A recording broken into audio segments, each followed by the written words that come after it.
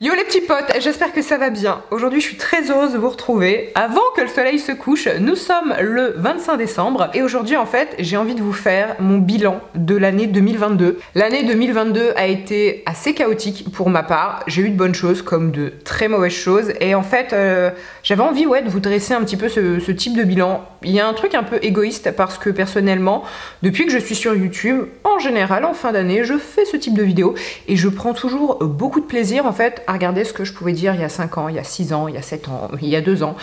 Et parfois constater les progrès, parfois un peu moins. Et c'est d'ailleurs un conseil que je peux vous donner quand vous êtes face à des situations un peu délicates ou que vous vous sentez mal. Faites-vous une petite note audio ou écrite et en fait décrivez comment vous vous sentez, la situation actuelle et puis réécoutez cette note quelques mois plus tard. En général, je trouve que c'est assez salvateur.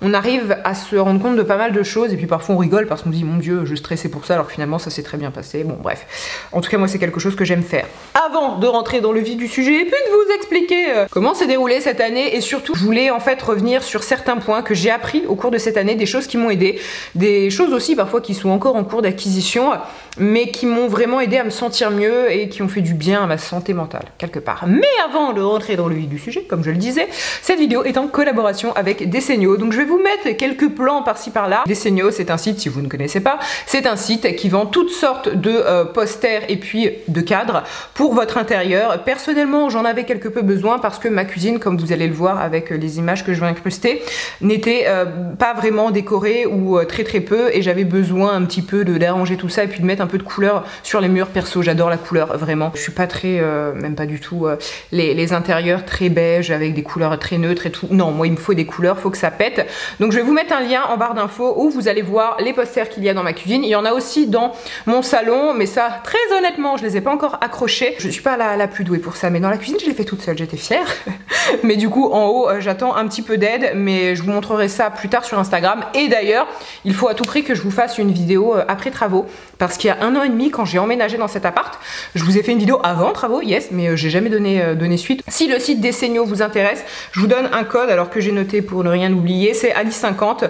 Donc vous avez moins 50% sur les posters et moins 10% sur les cadres. Il est valable jusqu'au 9 janvier. Il est hors poster personnalisé, toile, déco et autres accessoires. Et non cumulable avec d'autres offres. Mais franchement, je trouve le site extrêmement bien fichu et très intuitif. Perso, je suis vraiment une quiche. Je vais pas dire que je suis une quiche en déco, mais un peu quand même, dans le sens où j'ai beaucoup de mal à associer les couleurs. Et là, en fait, vous avez la façon dont le site est fichu et surtout, vous avez énormément d'inspiration. C'est aussi classé par collection. Ça vous aide un petit peu à trouver en fait ce qui va ensemble sans non plus y passer des heures. Moi, je sais que j'ai fait ma sélection et j'en ai quand même pris pas mal en peut-être 1h30 et autres et c'était fini, donc c'est cool si comme moi vous avez un peu de mal toujours à dire est-ce que ça va aller avec ça ou autre. Bref, si tout ceci vous intéresse, je vous laisse le lien en barre d'infos et maintenant nous allons pouvoir y aller avec le vif du sujet. Alors commençons par le début. J'ai commencé l'année 2022 avec pas mal d'hypocrisie en moi face à certaines situations, face à ce que je ressentais vraiment. D'ailleurs, je vous ai pas fait de vidéo bilan 2021 parce que 2021 a vraiment été une année pourrie. Alors pourrie, non, les 6 premiers mois de l'année ont été cool, j'ai trouvé cet appartement, je me sentais plus ou moins bien, enfin ça allait, et puis la deuxième partie a été un peu plus compliquée et c'est vrai que j'avais pas envie pour une fois de vous faire un bilan et même moi, je commençais l'année 2022 en étant quand même encore dans un mauvais mood, même si je me voilais la face sur bien des choses et voilà, j'avais pas forcément envie d'étaler tout ça, même si ce genre de vidéo en général chez les autres, j'aime beaucoup les regarder parce que c'est parfois en expliquant certaines situations, certains échecs, que d'autres peuvent se reconnaître et ainsi se sentir mieux. Forcément, mes paroles sont pas universelles, mais il y a forcément 2-3 pélos qui vont se reconnaître. Et voilà, bref. Tout ça pour dire, j'ai commencé 2022 pas ouf, dans une situation de couple qui a été la plus chaotique de toute ma vie. De loin, plein de circonstances qui ont fait que ça a très mal, à la fois ça a bien commencé, mais personnellement en fait j'étais pas prête du tout à me mettre dans une relation de couple. Je me suis mise en couple par nécessité, j'étais tellement mal par rapport justement à une situation que j'avais mal vécue quelques mois auparavant. Je suis assez passionnée et j'ai tendance à c'est tout de suite ou c'est jamais. Moi c'est pas peut-être avec le temps, non, c'est là ou c'est jamais là. Et là pour une fois je me suis dit bon, tu sais quoi, il y a plein de gens qui parfois ont des débuts un peu plus routiniers où il n'y a pas cette passion, mais vas-y, lance-toi, et peut-être qu'en fait ça va venir avec le temps. Alors oui, je pense que ça peut venir avec le temps, mais ce qui parfois donnait des comportements de ma part totalement odieux, et je sais que je me suis beaucoup remise en question cette année, même si ça a été très douloureux, mais je vous en parlerai plus tard. Le psy que j'ai vu m'a beaucoup aidé à ça, et ça c'est un point très important. Remettez-vous en question.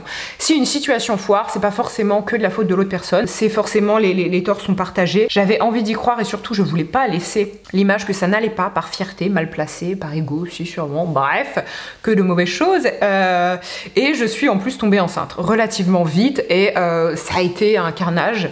À partir de ce moment-là, ça m'a beaucoup empoisonné. Je vous ai fait une vidéo à ce sujet-là qui n'est plus en ligne, très honnêtement. J'ai pas mal vécu le fait de me faire avorter. Au contraire, pour moi, c'était un soulagement parce que je suis tombée enceinte, je pense, au pire moment de ma vie. Quelques temps auparavant, j'avais une discussion justement sur mon désir d'enfant qui, je pense, pourra arriver un jour si je rencontre une personne qui me donne envie d'avoir des enfants. Intrinsèquement, je n'ai pas envie d'avoir des enfants. Je pourrais vous en reparler d'ailleurs. Je peux rencontrer, parce que c'est déjà arrivé, je peux rencontrer une personne où je me pose la question, je me dis tiens, pourquoi pas? Mais parce que c'est la personne en face. Vous voyez, c'est pas, voilà, moi je me suis jamais levée un matin en me disant je veux des enfants. Non, pas du tout. Mais justement, un autre conseil que je peux donner par rapport à ça, communiquer, et ayez une communication assertive. Parce que quand on dit rien, on pense que ça va passer, mais non, en fait c'est juste des accumulations. Et puis mis bout à bout, ça, plus ça, plus ça, c'est compliqué. Si un truc ne va pas, dites-le. Alors mettez les formes. Parce que je sais que parfois je peux communiquer mais avec impulsivité, bon, c'est pas non plus terrible, mais parlez tout simplement. Puis assez vite, comme vous avez peut-être pu le deviner, s'en est suivi une rupture que j'ai archi mal vécue, parce que quand bien même je vous disais que voilà, cette relation a à la fois débuté d'une façon très mignonne, que je garderai pour moi, mais c'était mignon, mais à la fois je me disais bon, finalement est-ce que c'est une personne avec qui j'ai de réels points communs ou autres, ça je me posais un peu plus de questions.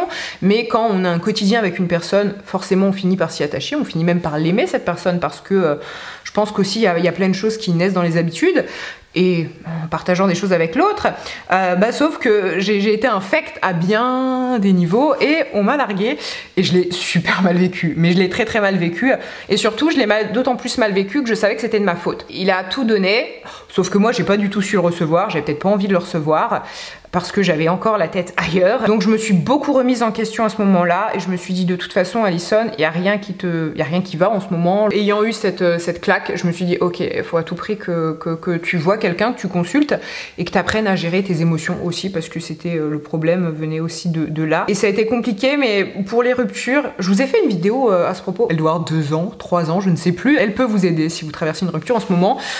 Et si c'est difficile, dites-vous que tout passe. Je sais que c'est le conseil bateau, mais laissez-vous le temps. Et surtout, ne voyez jamais une rupture comme un échec. Alors oui, sur le moment, c'est un échec, et moi je sais que j'ai beaucoup de mal parfois à abandonner certaines personnes. C'est pas tellement le fait d'être seule, c'est plutôt l'échec. L'échec de me dire mais je veux que ça fonctionne. Notamment quand voilà, c'est une histoire qui peut fonctionner, qui est mignonne, tu dis mais non, on peut pas s'arrêter là, c'est pas possible. C'est pas possible, genre ok j'ai fait des erreurs mais on va recommencer. Non.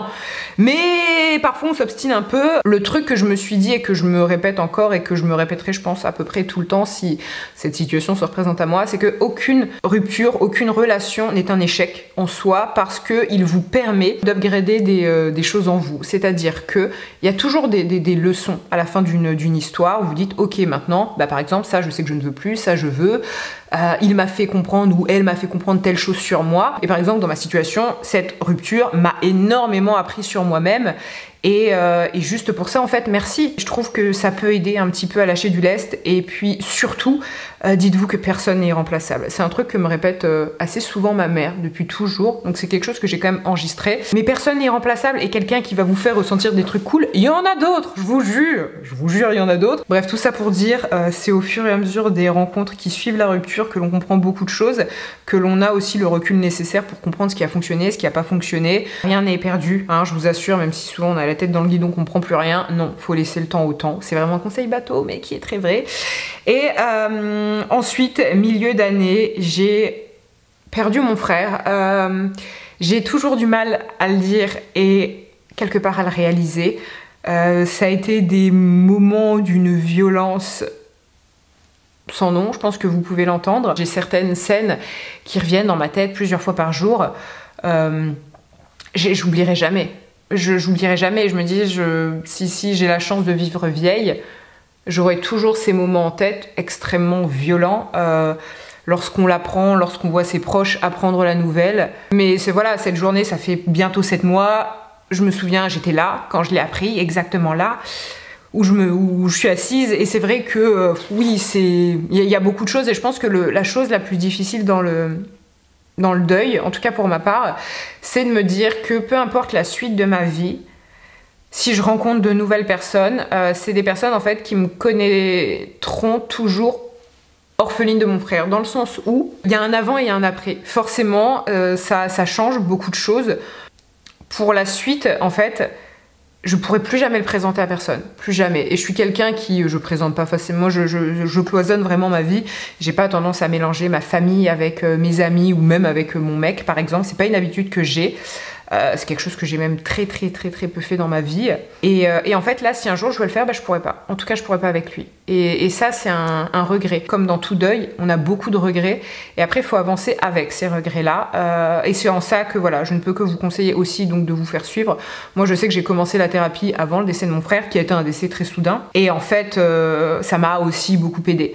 Ça m'a soulagée de parler de certaines choses, d'avoir son avis à elle, si je puis dire, en tout cas ses conseils. Elle m'a aidé à voir les choses et puis à ne pas culpabiliser parfois, de me dire bah, j'aurais dû faire ça aussi, mais en fait on peut pas savoir. Et puis je me force aussi à pas oublier sa voix, ses expressions, comment il parlait, bien sûr, je m'en souviens, mais j'ai peur en fait un jour d'oublier, d'arriver, d'avoir, je sais pas, 50 ans, 60 ans, et en fait d'oublier certaines choses de lui, de son caractère, de ses goûts. Donc comme vous le comprendrez, s'en est suivi un été très délicat, extrêmement particulier, franchement un des pires étés de ma vie.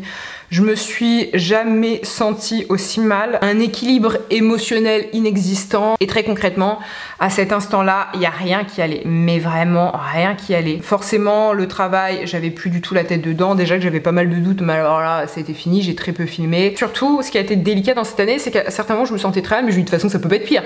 Si, j'avais très peur cet été de me dire, mais en fait, c'est qui la prochaine personne ? Qu'est-ce qui va m'arriver d'horrible? Et c'est en ça que j'avais plus... J'aime pas le dire, ça me pèse beaucoup d'en parler, mais j'avais plus d'espoir pour la suite. Parce que je me disais, mais wesh, c'est quoi le prochain délire qui va arriver en fait? Et ça, c'est compliqué en fait, quand vous n'arrivez pas à vous dire que... une suite meilleure est possible, qu'il y a encore des belles choses qui vous attendent. Parce que concrètement, je me disais, mais il n'y a rien de cool. Là, je vois pas. Et aujourd'hui, quand je le dis, ça me paraît... j'arrive pas à le concevoir. Mais à l'époque, je me disais, mais il n'y a rien de positif qui peut m'arriver là. C'est plus possible. Les TCA sont revenus, comme ça. Je vous ai fait des vidéos à ce propos. Aujourd'hui, ça va beaucoup mieux. Je suis beaucoup sortie en revanche parce que fallait que je me change la tête, mais je suis sortie avec beaucoup d'excès.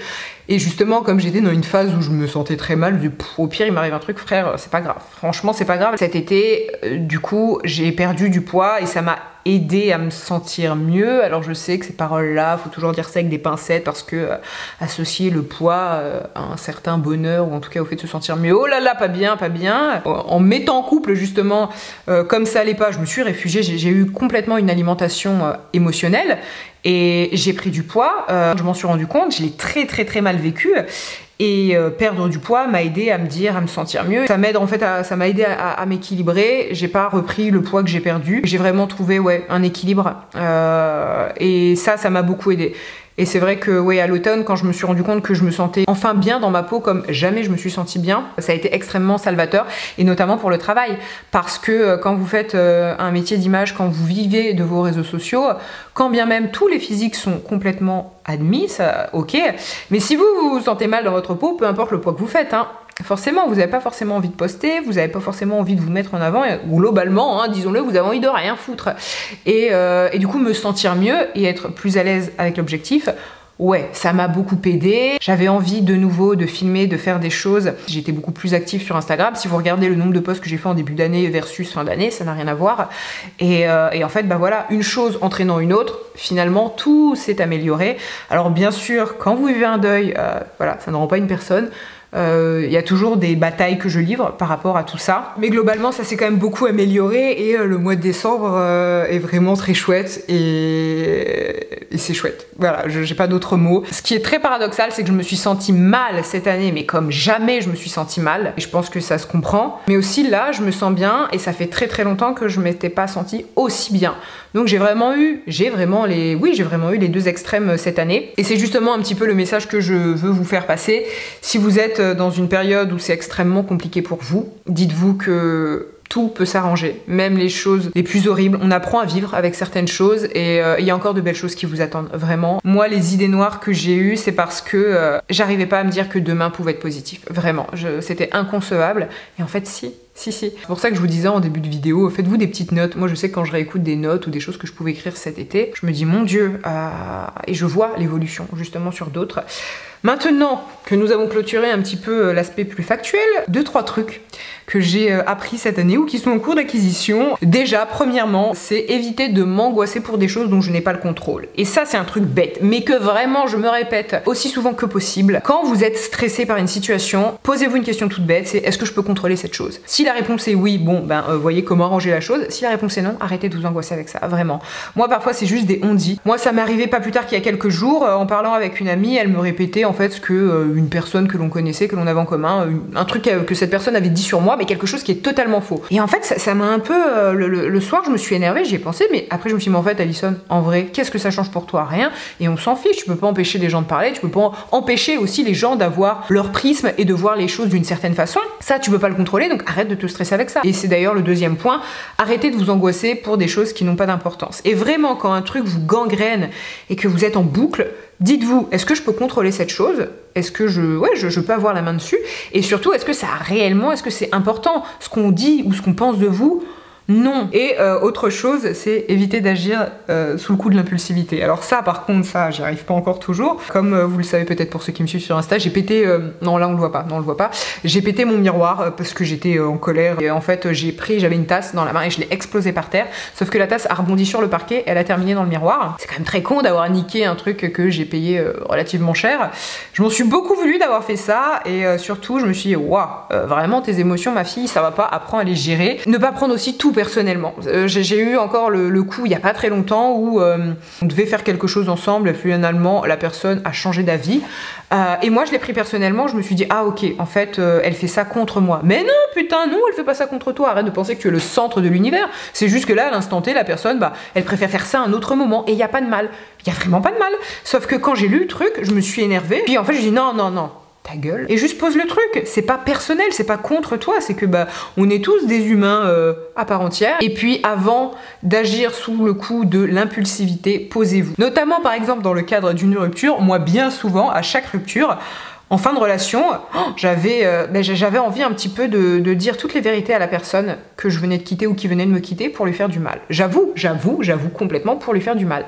Des choses que j'ai réellement pensées, pas inventées, hein, bien sûr, mais juste pour, tiens, tu vois, je souffre, tu vas souffrir. Mais non, putain, et c'est quelque chose que je crois, je n'ai jamais fait. J'ai eu à chaque fois envie de le faire, mais je me suis toujours retenue, quitte à écrire ça dans une note ou à me faire une note vocale, le marquer quelque part pour déjà un peu décompresser, mais surtout, dites-vous, ça va te servir à quoi de faire ça? C'est mauvais, en fait. Il n'y a aucun intérêt. Si... Sur le moment, ça va te soulager, mais ça va te soulager 10 minutes et 5 minutes après, je peux t'assurer que tu vas regretter. Et finalement, le dernier conseil que l'on m'a répété, qui m'a beaucoup aidé, et d'ailleurs c'est l'une d'entre vous, je sais pas si elle se reconnaîtra, si elle passe par là, enfin si elle se reconnaîtra, si elle passe par là, c'est rien n'est statique. Et vraiment, cette chose m'a beaucoup aidé, cette simple phrase, rien n'est statique. C'est-à-dire que tout est en perpétuel mouvement, en perpétuel... tout évolue en fait. Et puis vous pouvez vous sentir très mal pour une chose parce que voilà, cette fille, on s'est vu, on a été boire un café, on a beaucoup échangé, c'était un moment hyper agréable. Elle voyait que j'étais mal pour certaines choses et elle me disait, mais Alison, rien n'est statique. Là, ok, c'est vrai, cette chose te fait de la peine. Elle dit, tu verras, tout évolue, dans le bon comme dans le mauvais, mais rien n'est statique. Et c'est quelque chose qui peut, je pense, vachement rassurer. Vous dire, bon, là, aujourd'hui, les choses sont telles qu'elles sont, mais peut-être que ça va changer. Et en fait, oui, elles vont changer parce que tout change perpétuellement. La dernière parenthèse que je voulais faire, c'était par rapport à vous en fait, par rapport au travail, tout ça, parce que comme je vous l'ai dit, j'ai eu beaucoup de doutes cette année. Comme je me sentais, j'étais globalement assez malheureuse en début d'année, forcément, j'étais pas toujours à fond sur les réseaux, qui sont mon travail, pour ceux qui n'ont pas suivi.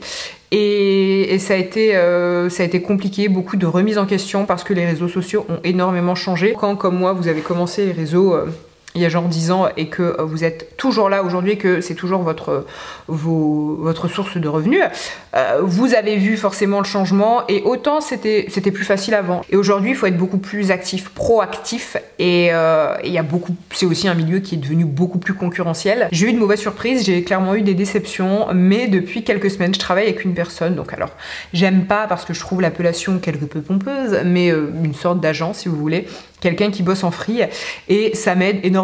Elle est géniale, si elle passe par là, je l'embrasse. Et en fait, ça m'a beaucoup aidé à reprendre confiance en moi, aussi à avoir d'autres partenariats, à voir les choses différemment. Et surtout, ça m'a donné le goût de plus. Chose que j'avais plus. Forcément, à deux, on y arrive beaucoup mieux. Et puis la personne peut vous apporter aussi un réseau que vous n'avez pas forcément. Et puis en fait, même juste sur l'aspect tout bête de communication, on n'est plus seul. Il y a telle chose qui vous stresse, vous avez comme un collègue quelque part, quelqu'un avec qui échanger. Donc voilà, sur tous les plans de ma vie, vraiment, tout s'est beaucoup amélioré. Je suis reconnaissante de tout ça, de me sentir mieux. Cette vidéo touche à sa fin. J'espère qu'elle a pu vous aider, ou que peut-être dans certaines paroles, vous avez pu vous reconnaître. Moi, je vous embrasse très très fort.